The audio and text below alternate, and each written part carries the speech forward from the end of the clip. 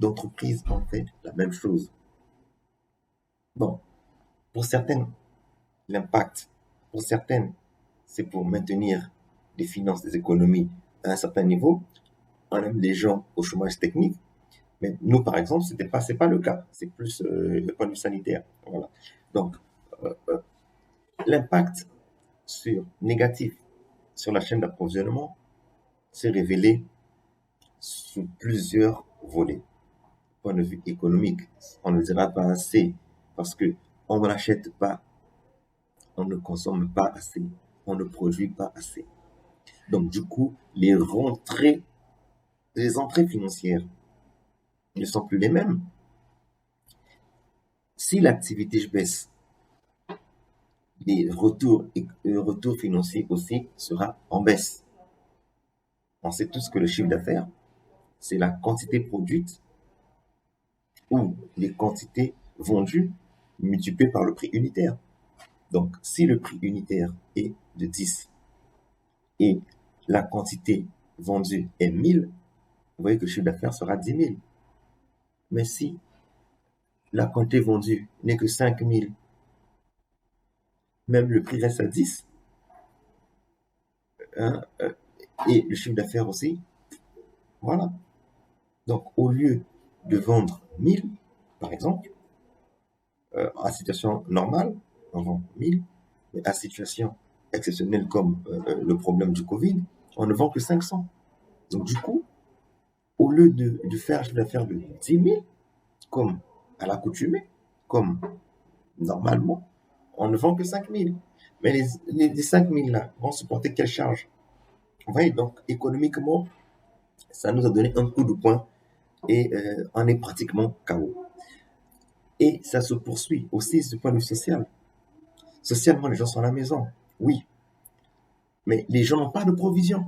Vous allez au marché, il n'y a pas assez de ressources parce qu'on n'a pas importé des quantités normales.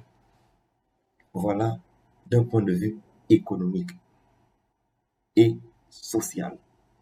Voilà l'impact négatif de ce Covid-19 dans la chaîne d'approvisionnement au Congo.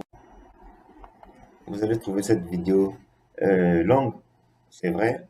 Certains vont pleurer leur forfait, mais je pense que c'est un mal nécessaire pour que vous compreniez un peu mon point de vue. Et bien sûr, comme j'ai dit au départ, ça reste discutable.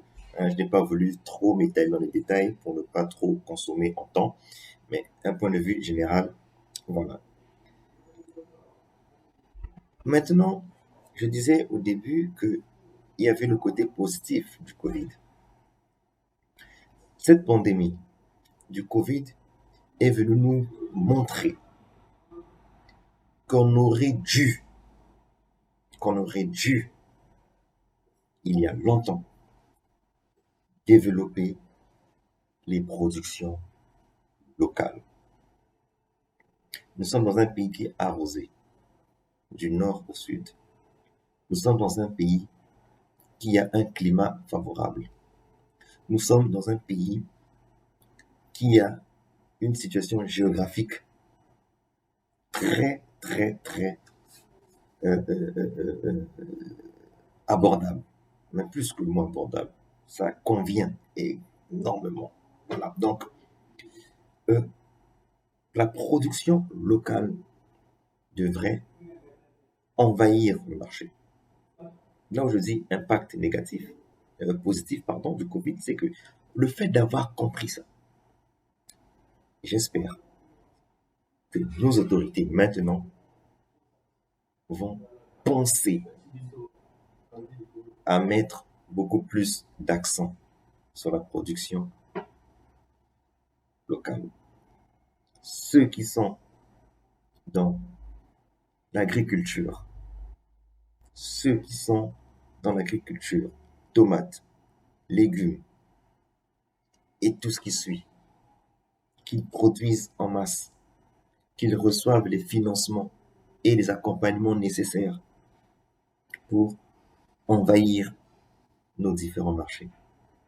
Que ceux qui sont dans la pêche en eau douce ou en mer, qu'ils aient aussi des financements et des mesures d'accompagnement appropriées pour envahir nos marchés.